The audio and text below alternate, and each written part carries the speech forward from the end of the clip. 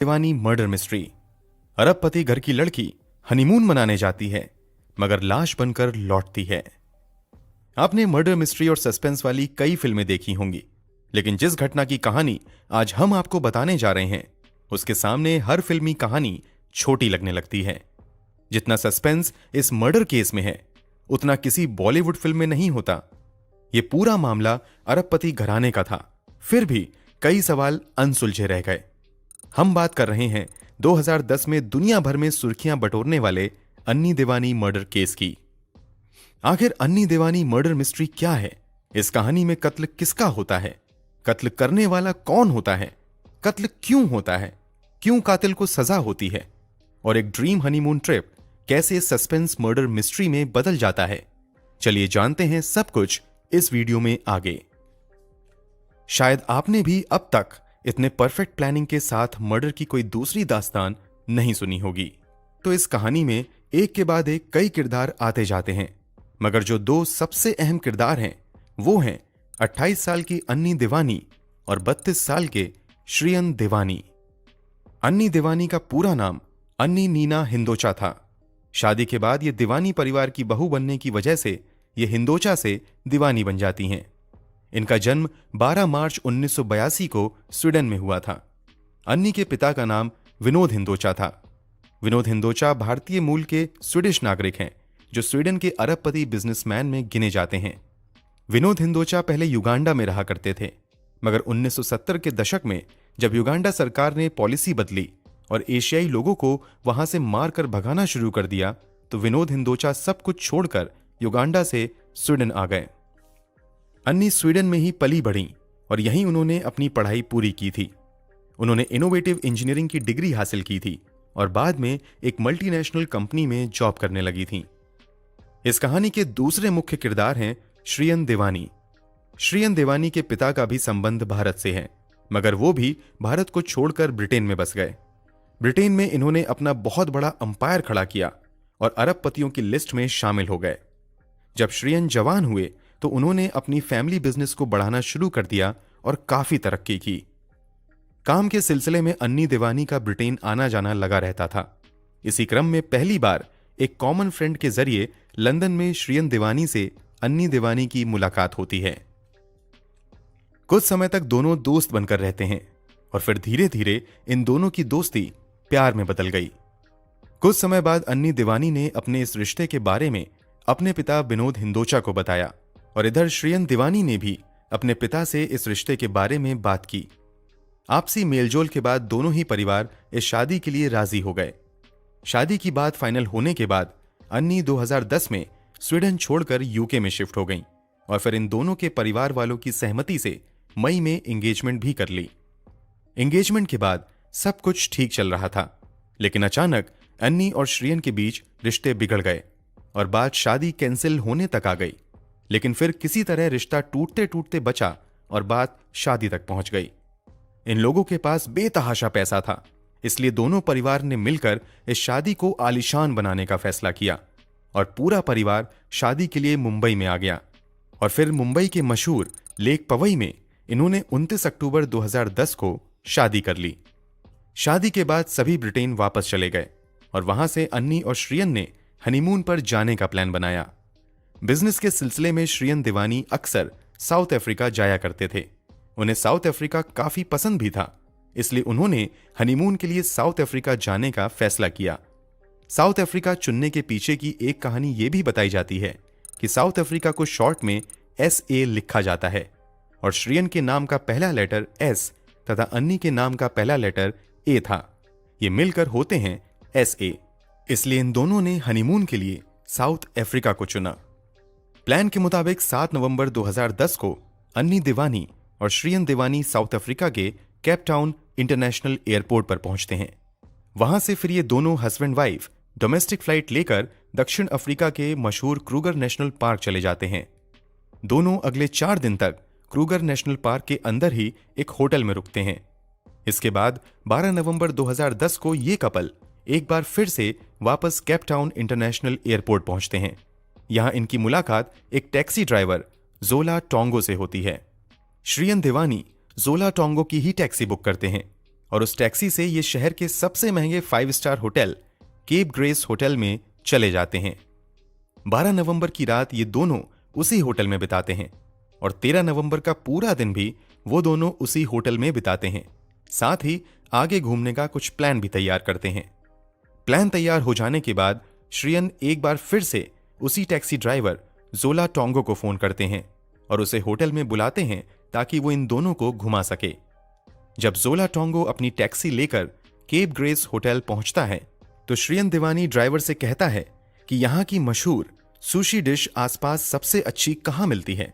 तो इस पर जोला टोंगो उन्हें वहां से लगभग 40 किलोमीटर दूरी पर मौजूद सर्फ साइड रेस्टोरेंट के बारे में बताता है। ये दोनों सर्फ साइड रेस्टोरेंट पहुंचने के लिए टोंगो की फोक्सवैगन शरण टैक्सी से केप ग्रेस होटल से रात के 8 बजे निकल जाते हैं। रात के 9:33 पर टैक्सी ड्राइवर उन्हें गुगुलेतु नाम की जगह पर मौजूद सर्फ साइड रेस्टोरेंट में पहुंचा देता है। यहां ये दोनों डिनर करने के बाद रात के 10:24 पर उस रेस्टोरेंट से निकल जाते हैं। यहां से फिर उन्हें टैक्सी ड्राइवर उसी टैक्सी में बैठाकर केप ग्रेस होटल की तरफ चल निकलता है। टैक्सी चलती हुई गुगुलेतु गांव के करीब पहुंचती है और यहां से होटल की तरफ जाने के लिए एक तीखे मोड़ पर ड्राइवर टैक्सी को धीरे करता है। अभी टैक्सी मुड़कर मुख्य सड़क पर आ पाती उससे पहले ही अचानक से एक व्यक्ति ठीक गाड़ी के सामने आता है और जोर से सामने वाले शीशे पर अपने हाथ से मारता है। ये लोग कुछ समझ पाते उससे पहले ही एक और आदमी सामने आ जाता है। जब ये लोग बाहर देखते हैं तो पता चलता है कि उन दोनों के हाथों में बंदूक है। बंदूक की नोक पर एक आदमी टैक्सी के ड्राइवर को ड्राइविंग सीट से हटाकर गाड़ी के बाहर फेंक देता है और ड्राइविंग सीट खुद संभाल लेता है, जबकि उसका साथी तेजी से गाड़ी का पिछला दरवाजा खोलता है और श्रियन दिवानी तथा अन्नी दिवानी के बीच में बैठ जाता है और इन दोनों पर बंदूक तान देता है। इधर ड्राइविंग सीट पर बैठा हमलावर कार को आगे बढ़ा देता है। गाड़ी की पिछली सीट पर बैठा अपराधी श्रियन से उसका पर्स, स्टाइलिश घड़ी, मोबाइल सब कुछ छीन लेता है और लगभग 20 मिनट बाद एक जगह गाड़ी धीमा करता है और श्रियन को गाड़ी से बाहर फेंक देता है। अब गाड़ी में अकेली अन्नी दिवानी बचती है। इधर जैसे ही टैक्सी ड्राइवर से उसकी गाड़ी छिनती है वो सीधे गुगुलेतु पुलिस स्टेशन जाता है और घटना की जानकारी देता है। इधर 20 मिनट बाद जब अपराधी श्रियन दिवानी को भी गाड़ी से बाहर फेंक देते हैं तो वो भी मदद के लिए आसपास भटकने लगते हैं और आखिरकार एक व्यक्ति पुलिस को फोन करके घटना की जानकारी देता है।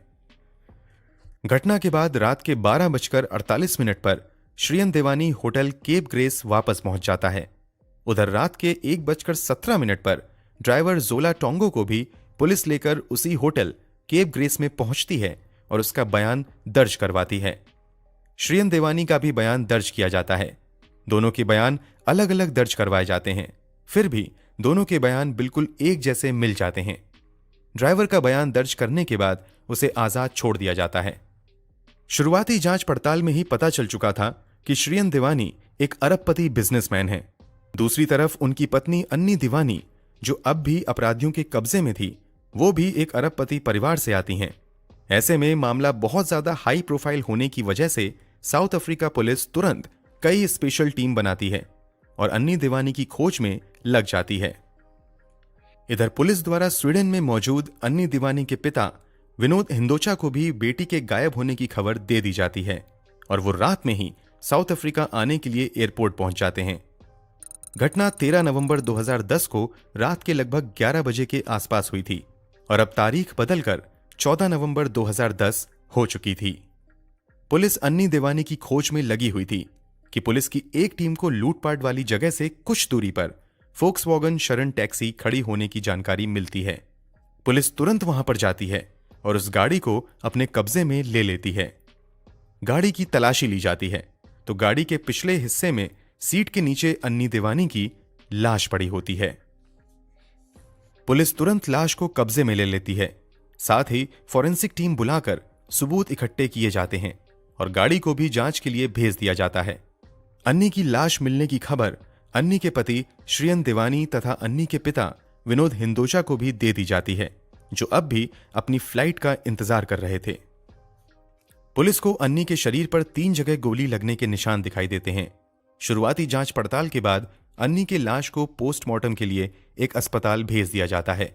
इधर रात के 11 बजे अन्नी देवानी के पिता विनोद हिंदोचा भी साउथ अफ्रीका पहुंच जाते हैं।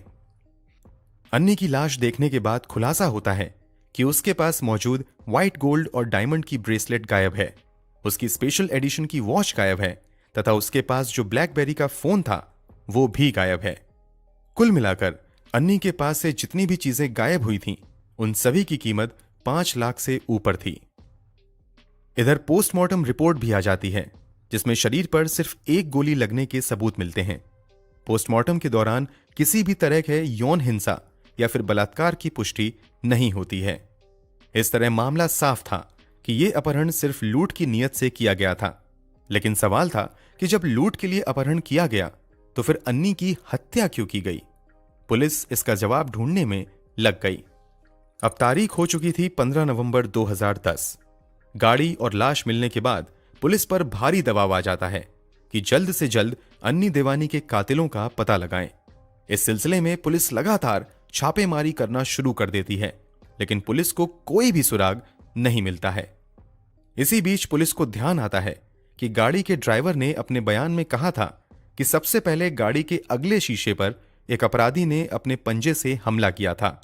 इसलिए पुलिस तुरंत फॉरेंसिक टीम के पास पहुंचती है और अगले शीशे से फिंगरप्रिंट निकालने की कोशिश की जाती है। किस्मत से पुलिस को वो फिंगरप्रिंट मिल जाता है। उस फिंगरप्रिंट को फॉरेंसिक लैब भेजा जाता है तथा पुलिस रिकॉर्ड से उस फिंगरप्रिंट की मैचिंग की जाती है। थोड़ी कोशिशों के बाद वो फिंगरप्रिंट पुलिस रिकॉर्ड में पहले से ही दर्ज ओलिले एनगेनी नाम के व्यक्ति से मिल जाती है।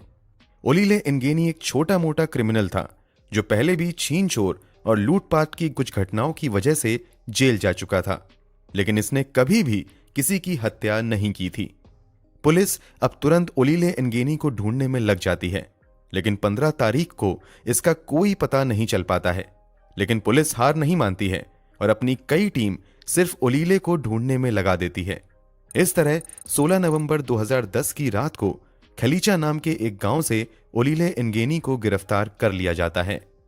पुलिस पूछताछ शुरू करती है तो ओलिले कहता है कि उसने इस तरह की कोई घटना को अंजाम नहीं दिया है, लेकिन जब पुलिस सख्ती पर आती है तो वो मान लेता है कि उसने अपहरण जरूर किया है और लूटपाट में भी उसका हाथ है, लेकिन उसने अन्नी देवानी पर गोली नहीं चलाई, बल्कि शिवामा डोडा क्वावे नाम के तीसरे व्यक्ति ने बैग छीनने के दौरान अन्नी देवानी पर गोली चला दी थी, जिससे अन्नी की मौत हो गई। अब पुलिस शिवामा डोडा क्वावे को खोजने में लग जाती है। उधर पुलिस जब क्वावे को ढूंढने में लग जाती है, इधर सारी कागजी कार्रवाई पूरी करने के बाद अन्नी देवानी के पिता को अन्नी की लाश सौंप दी जाती है। 17 नवंबर 2010 की रात अन्नी देवानी की लाश को ब्रिटिश एयरवेज के चार्टर्ड फ्लाइट से लेकर श्रियन देवानी और विनोद हिंदोचा ब्रिटेन चले जाते हैं। जो अन्नी नई नवेली दुल्हन के रूप में महज कुछ दिन पहले हनीमून मनाने दक्षिण अफ्रीका गई थी, अब वहां से वो एक ताबूत में बंद होकर एक लाश के रूप में ब्रिटेन वापस आ गई थी। यहां धार्मिक रीति रिवाज के अनुसार अन्नी का अंतिम संस्कार कर दिया जाता है। इधर दक्षिण अफ्रीका में पुलिस अब भी पूरी जान से क्वावे नाम के अपराधी को ढूंढने में लगी हुई थी। इसी खोजबीन के दौरान पुलिस को एक मुखबिर द्वारा क्वावे के लोकेशन की जानकारी मिलती है। बिना समय गवाए 17 नवंबर 2010 की रात 1 बजे एक पुलिस टीम बताई गई लोकेशन पर धावा बोलती है और शिवामा डोडा क्वावे को गिरफ्तार कर लिया जाता है। शुरुआती पूछताछ में क्वावे भी हर तरह के आरोप से इनकार करता है, लेकिन जब पुलिस बताती है कि ओलिले एनगेनी ने कहा है कि अन्नी देवानी पर गोली तुमने चलाई थी, तो इस पर क्वावे बताता है कि मैं अपहरण और लूटपाट में शामिल जरूर था, लेकिन गोली मैंने नहीं बल्कि ओलिले एनगेनी ने ही चलाई थी। जब पुलिस क्वावे से पूछती है कि यह सब तुमने क्यों किया, तो यहां पर क्वावे मोंडे बोलोम्बो नाम के एक शख्स का जिक्र करता है और कहता है कि इसी ने मुझे किसी से मिलवाया था और उसने मुझे ये सब कुछ करने के लिए कहा था। पुलिस कड़ियों को जितना सुलझाने की कोशिश कर रही थी, आगे बढ़ते इन्वेस्टिगेशन के साथ ये उतनी ही उलझती जा रही थी। अब पुलिस मोंडे बोलोम्बो नाम के एक शख्स को ढूंढने में लग जाती है। पुलिस अपने रिकॉर्ड में इस शख्स के बारे में जानकारी जुटाने की कोशिश करती है, लेकिन कुछ नहीं मिलता है।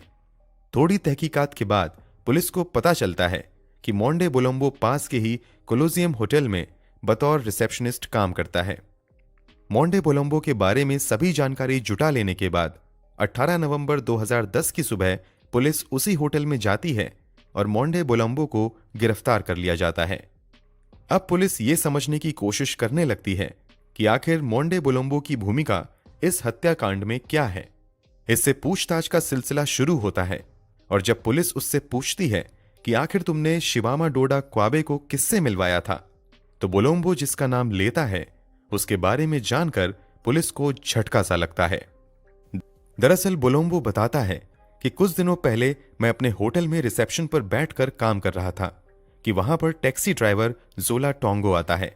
इससे मेरी थोड़ी बहुत पुरानी जान पहचान थी, लेकिन वो मेरा दोस्त नहीं था।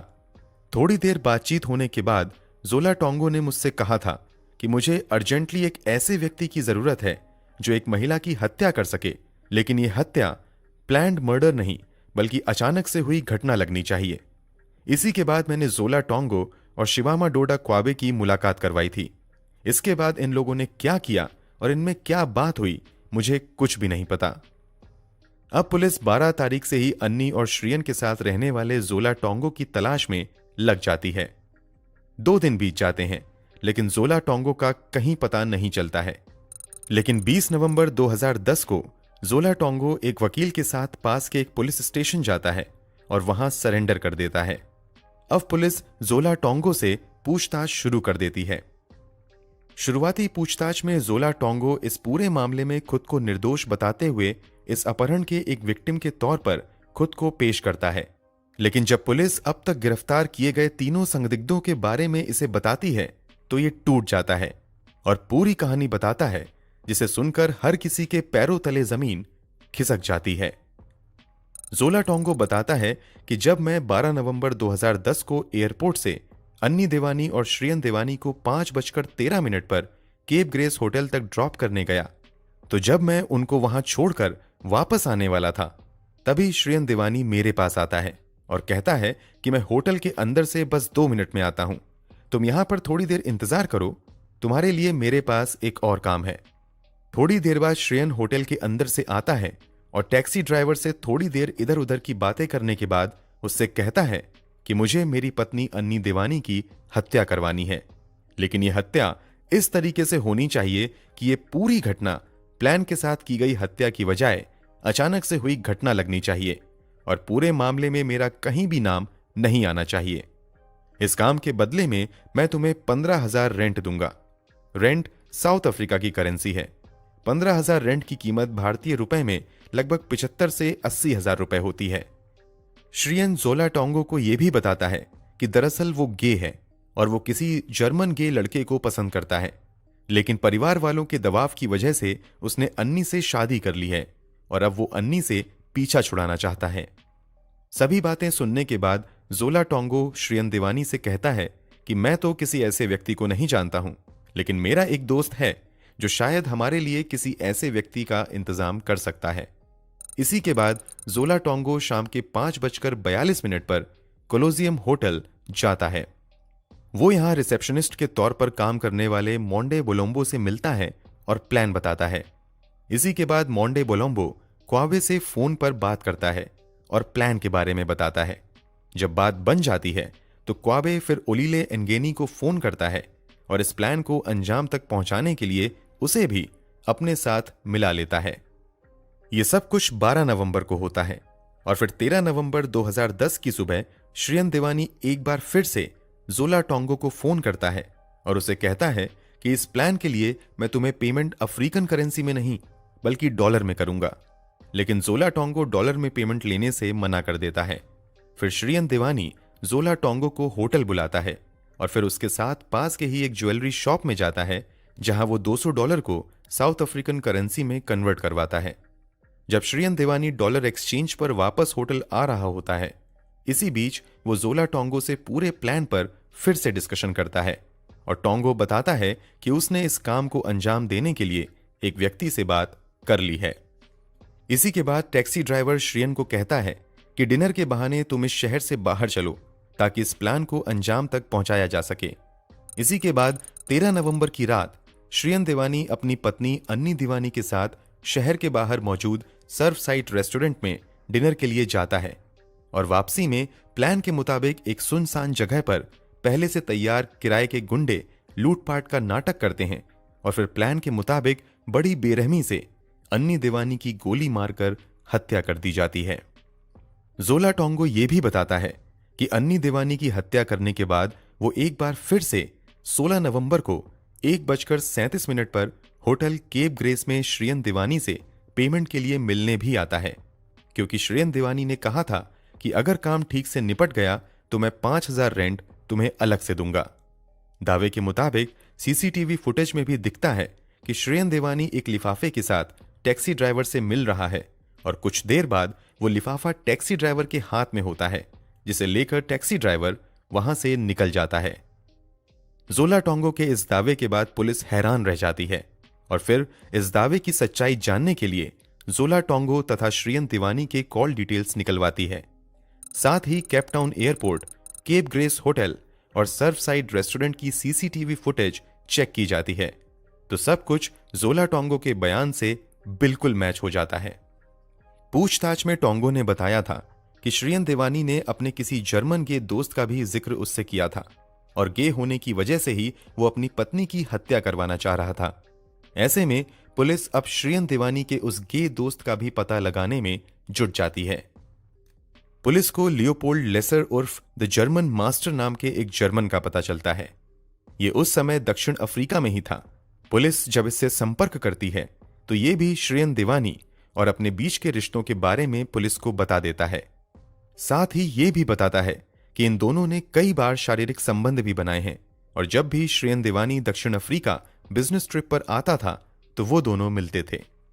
श्रियन दीवानी पर जब पुलिस ने कुछ और जांच की तो पता चला कि पत्नी अन्नी दीवानी की हत्या की अगली रात श्रियन ने एक गे डेटिंग वेबसाइट पर रात में काफी वक्त बिताया था और अगले दिन भी वो इस गे डेटिंग वेबसाइट पर एक्टिव था। अब पुलिस को हत्या की असली वजह और इस हत्या के पीछे मौजूद व्यक्ति की जानकारी हो चुकी थी, लेकिन पुलिस के सामने समस्या ये थी कि अन्नी दीवानी की हत्या के 3 दिनों बाद ही श्रियन दीवानी ब्रिटेन वापस लौट चुका था और अब उसे साउथ अफ्रीका लाना आसान नहीं था। फिर भी पुलिस साउथ अफ्रीका में ही श्रियन दीवानी पर अपनी पत्नी अन्नी की हत्या करवाने का केस दर्ज कर देती है और कोर्ट में श्रियन दीवानी को ब्रिटेन के साउथ अफ्रीका लाने की अपील दायर करती है। दक्षिण अफ्रीका में केस दायर होने के बाद मामले की पूरी जानकारी ब्रिटेन के कोर्ट को भी दी जाती है और अन्नी दीवानी की हत्या के जुर्म में 7 दिसंबर 2010 को सुबह के 10:30 बजे श्रियन दीवानी को ब्रिटेन पुलिस उसके घर से गिरफ्तार कर लेती है। हालांकि कुछ समय बाद श्रियन दीवानी को जेल से रिहाई भी मिल जाती है। अन्नी दीवानी की हत्या को 6 महीने हो जाते हैं, तो 6 महीने बाद हिंदू धर्म के रीति रिवाज के अनुसार अन्नी दीवानी के अस्थि को स्वीडन के उस तालाब में पूरे रीति रिवाज के साथ विसर्जित कर दिया जाता है। इधर दक्षिण अफ्रीका के कोर्ट में टैक्सी ड्राइवर जोला टोंगो, शिवामाडोडा क्वाबे, ओलीले एनगेनी तथा मोंडे बुलोम्बो पर अन्नी दीवानी की हत्या का केस चलाया जाता है। दक्षिण अफ्रीकी पुलिस द्वारा जोला टोंगो तथा शिवामाडोडा क्वाबे को सच्ची गवाही देने तथा सरकारी गवाह बनने का ऑफर दिया जाता है। इसके बदले उन्हें कम से कम सजा देने का ऑफर दिया जाता है। ये दोनों सरकारी गवाह बन जाते हैं। सुनवाई के बाद टैक्सी ड्राइवर जोला टोंगो को दिसंबर 2010 में 18 साल के जेल की सजा सुनाई जाती है। आपकी जानकारी के लिए बता दें कि तब से ये टैक्सी ड्राइवर जेल में ही था, लेकिन हाल ही में 21 जून 2022 को टैक्सी ड्राइवर फिलहाल पे रोल पर जेल से बाहर आ गया है। अन्नी दीवानी के अपहरण में शामिल शिवामाडोडा क्वाबे को अगस्त 2012 में 25 साल की सजा सुनाई जाती है। ये भी अभी जेल में है। कोर्ट ट्रायल में यह साबित हो जाता है कि अन्नी दीवानी पर गोली ओलीले एनगेनी ने ही चलाई थी, इसलिए इसे नवंबर 2012 में उम्र कैद की सजा मिल जाती है और यह भी जेल में ही है। इस पूरे मामले में टैक्सी ड्राइवर तथा कॉन्ट्रैक्ट किलर को आपस में मिलवाने वाले होटल रिसेप्शनिस्ट मोंडे बुलोम्बो को बाइज्जत बरी कर दिया जाता है, क्योंकि इस हत्याकांड में इसमें इन दोनों को मिलाने के अलावा कुछ भी नहीं किया था और यह प्लान का हिस्सा भी नहीं था।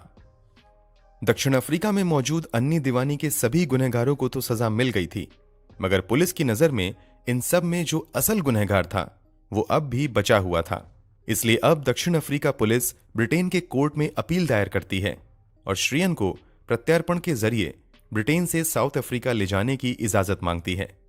लंबी कानूनी लड़ाई के बाद जब दक्षिण अफ्रीकी पुलिस द्वारा सारे सबूत, गुनाहों के बयान और सीसीटीवी फुटेज ब्रिटेन के कोर्ट में पेश किए जाते हैं, तो आखिरकार 4 साल बाद मार्च 2014 में श्रियन देवानी को ब्रिटेन कोर्ट द्वारा दक्षिण अफ्रीका ले जाने की इजाजत मिल जाती है। यह साउथ अफ्रीका पुलिस के लिए बहुत बड़ी जीत थी। कोर्ट की इजाजत के बाद 7 अप्रैल 2014 को श्रियन देवानी साउथ अफ्रीका आता है और उसे साउथ अफ्रीका आते ही एयरपोर्ट पर ही अपने पत्नी अन्नी दीवानी की हत्या के जुर्म में गिरफ्तार कर लिया जाता है। इसके बाद 6 अक्टूबर 2014 को श्रियन देवानी को कोर्ट में पेश किया जाता है। दक्षिण अफ्रीकी पुलिस ने इस पूरे मामले में हत्या का मोटिव श्रियन देवानी के गे होने को बनाया था। पुलिस कोर्ट में श्रियन देवानी के गे पार्टनर को भी बतौर गवाह पेश करती है, लेकिन पहली सुनवाई में श्रियन देवानी खुद ही ये कबूल कर लेता है कि वो एक बाइसेक्सुअल है, यानी उसे मर्दों के साथ भी रिश्ते बनाना पसंद है और महिलाओं के साथ भी। इस तरह एक ही झटके में दक्षिण अफ्रीकी पुलिस का केस काफी कमजोर हो जाता है। सरकारी वकील इस मामले में फिर हत्या के किसी दूसरे मोटिव को तलाश नहीं कर पाते हैं। इसके अलावा गवाहों को छोड़ दें तो श्रियन देवानी के खिलाफ किसी तरह का भी फिजिकल एविडेंस नहीं मिलता है। श्रियन देवानी के खिलाफ टैक्सी ड्राइवर की भी गवाही दिलवाई जाती है। इस पर श्रियन देवानी कहता है कि टैक्सी ड्राइवर को उसने वो लिफाफा अपनी पत्नी अन्नी दीवानी के लिए सरप्राइज हेलीकॉप्टर राइड बुक करने के लिए दिया था। इस तरह पुलिस का ये एंगल भी कोर्ट में खारिज हो जाता है। इस पूरे मामले में जोला टोंगो शुरू से लेकर आखिरी तक पूरी कहानी बताता है और श्रियन देवानी के खिलाफ कोर्ट में गवाही देता है, लेकिन कोर्ट द्वारा जोला टोंगो की गवाही को यह कहते हुए खारिज कर दिया जाता है कि इसके बयान में काफी झूठ है। सब कुछ एक झटके में दक्षिण अफ्रीकी पुलिस के हाथ से निकल जाता है। सरकारी वकील अन्नी दीवानी के कत्ल और श्रियन देवानी के बीच कोई सीधा रिश्ता कोर्ट में साबित नहीं कर पाते हैं। इसलिए कोर्ट द्वारा श्रियन देवानी को अपनी पत्नी अन्नी दीवानी की हत्या के आरोप से बाइज्जत बरी कर दिया जाता है। इसके तुरंत बाद श्रियन देवानी दक्षिण अफ्रीका से ब्रिटेन वापस आ जाता है। ब्रिटेन वापसी पर अन्नी दीवानी के माता पिता श्रियन देवानी पर फिर से यहां केस चलाने की इजाजत मांगते हैं, लेकिन ब्रिटेन कोर्ट द्वारा यह कहते हुए इनकार कर दिया जाता है कि साउथ अफ्रीका पुलिस ने ऑलरेडी सभी मामलों की जांच कर ली है और उन सभी में श्रियन देवानी को बेगुनाह पाया गया है, इसलिए ब्रिटेन में इस पर केस चलाने का कोई मतलब नहीं है। इस तरह गवाह और कुछ सबूत होने के बावजूद श्रियन देवानी अपनी पत्नी अन्नी दीवानी की हत्या के जुर्म से बाइज्जत बरी होकर आज चैन की जिंदगी गुजार रहा है। दक्षिण अफ्रीकी कोर्ट द्वारा श्रियन देवानी को बाइज्जत बरी करने के फैसले की काफी आलोचना हुई थी। इस मामले की सुनवाई जज ट्रेवर्सो कर रही थी। इन पर कुछ आला अधिकारियों ने पैसे लेकर श्रियन देवानी के फेवर में फैसला देने का आरोप लगाया। इस पर जांच कमेटी बैठाई गई, लेकिन कुछ महीने बाद जज ट्रेवर्सो पर से घूस लेने के आरोप को खारिज कर दिया। वैसे यह भी कहा जाता है कि श्रियन देवानी अक्सर दक्षिण अफ्रीका जाया करता था और उसकी वहां अच्छी खासी जान पहचान थी, इसलिए काफी हद तक संभव है कि उसने जज को घूस देकर फैसला बदलवा लिया था और जांच में जज को इसलिए बाइज्जत बरी कर दिया गया क्योंकि अगर उसे गुनहगार साबित किया जाता तो इससे दक्षिण अफ्रीका की पूरी दुनिया में नाक कट जाती। इसलिए शायद दक्षिण अफ्रीका ने अपनी इज्जत बचाने के लिए इंसाफ का गला घोट दिया।